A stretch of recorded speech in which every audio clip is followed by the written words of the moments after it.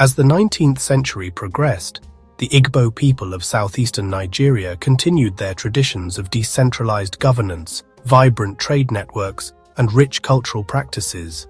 But beyond their borders, powerful forces were gathering that would forever alter their way of life. Following the abolition of the slave trade in 1807, British interests in West Africa shifted to what they called legitimate commerce, primarily palm oil, which fueled the machines of the Industrial Revolution. Trading posts along the Niger River became footholds for European economic penetration. We'll establish more trading stations here and here. The palm oil from these regions is essential to our factories back home. Our people have traded with Europeans for generations, but these new agreements, they demand much from us. Missionaries arrived with Bibles and Western education, establishing schools and churches throughout Igboland. While they brought literacy and new ideas, they also challenged traditional Igbo spiritual practices and social structures. Through education and Christianity, you will find a new path forward in this changing world. They offer knowledge with one hand and take our traditions with the other. These are pagan idols. They must be destroyed if your people are to embrace the true faith. These shrines connect us to our ancestors and gods who have protected our people since time began. What right have you to condemn them? Throughout Igboland, sacred sites were desecrated, traditional religious practices suppressed, and indigenous knowledge systems marginalized as primitive or pagan. The white men speak of trade, but their soldiers follow close behind. Their ways threaten our customs, our gods, our very existence as a people. Some villages have already fallen under their control. We must decide how to respond before it is too late. The Aro Confederacy controls too much of the interior trade. Their influence must be broken if we are to establish effective control. Prepare the Maxim guns. We'll make an example of any village that resists. In 1901, the British launched the Aro Expedition, a military campaign aimed at dismantling the Aro Confederacy, a powerful Igbo network that controlled trade and religious influence across the region. The campaign was brutal and efficient. Villages were burned, sacred shrines destroyed, and resistance crushed. The British Maxim guns, early machine guns, decimated Igbo fighters armed primarily with traditional weapons. By 1902, the military conquest of Igboland was largely complete, though pockets of resistance would continue for years. The white men's weapons are powerful, but they do not know our forests, our ways. We will strike when they least expect it and vanish before they can respond. The Ekumeku movement organized resistance across various Igbo communities from 1883 to 1914. Using guerrilla tactics, they ambushed British patrols and sabotaged colonial infrastructure. Despite their courage and determination, the Ekumeku and other resistance movements were eventually suppressed through superior firepower and brutal reprisals against communities suspected of harboring fighters. Direct rule would require too many personnel. We must implement the system of indirect rule that has worked elsewhere. But the Igbo have no centralized authority like the Emirates in the north. We'll need to create chiefs where none existed before. Then create them, we shall. Find men who will serve our interests and elevate them above their peers. The British imposed a system of indirect rule, appointing warrant chiefs to govern local communities. This artificial system disrupted the traditional democratic governance of Igbo society, where decisions were typically made by consensus. By the authority of His Majesty's government, you are appointed chief of this district. You will collect taxes, maintain order, and report directly to colonial authorities.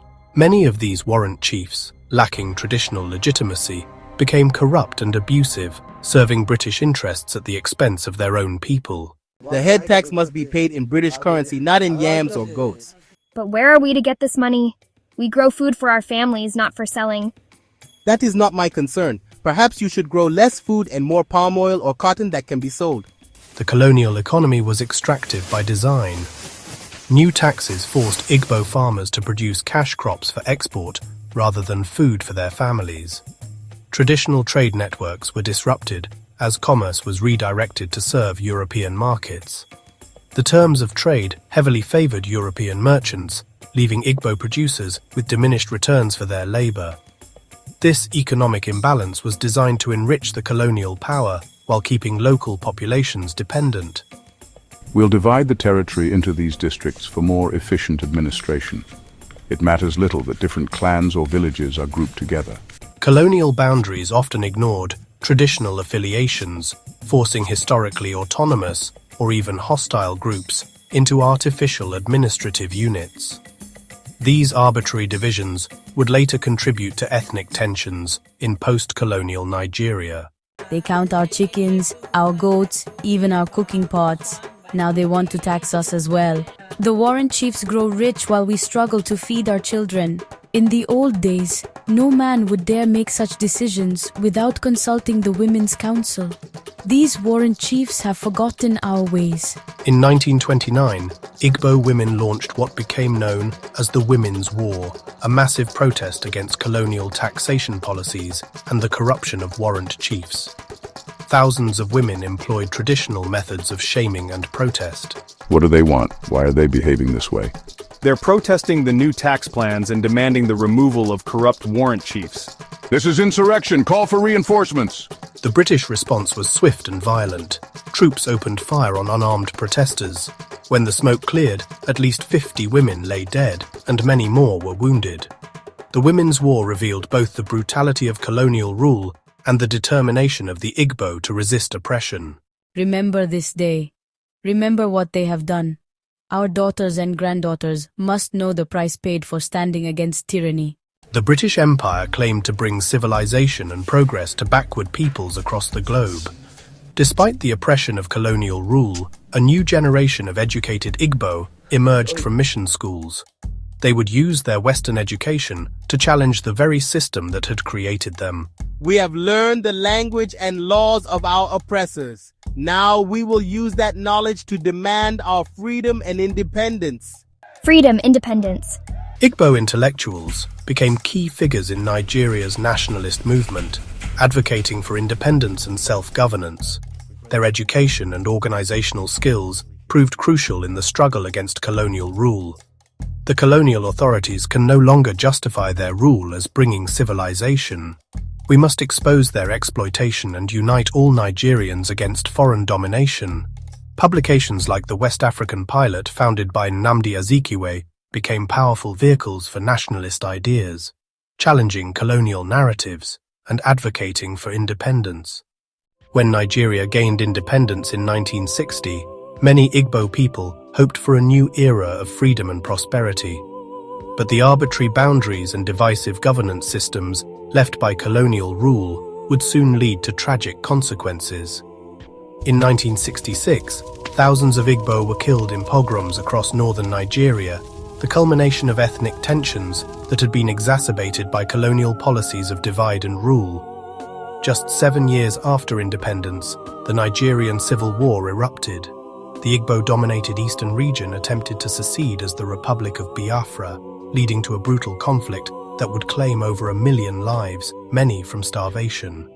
The Nigerian government blockaded Biafra, leading to one of the worst humanitarian crises of the 20th century.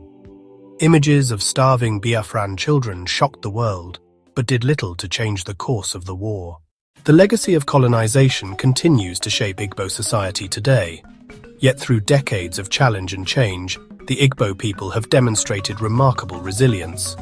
Their entrepreneurial spirit, commitment to education and cultural pride have enabled them to maintain their identity while adapting to an ever-changing world. Remember who you are and where you come from. Our ancestors endured great hardships so that we might preserve our way of life. Their strength lives on in you. The story of the Igbo under colonization is not merely one of victimhood, but of resistance, adaptation, and ultimate survival. It reminds us that even in the face of overwhelming power, a people's spirit and culture can endure. Our history was nearly erased by colonization, but we are reclaiming it piece by piece and sharing it with the world on our own terms. Today, new generations of Igbo people continue to navigate the complex legacy of colonization, honoring their past while building their future. Their journey reminds us that history is not just about what was lost, but also about what endures and what can be reclaimed.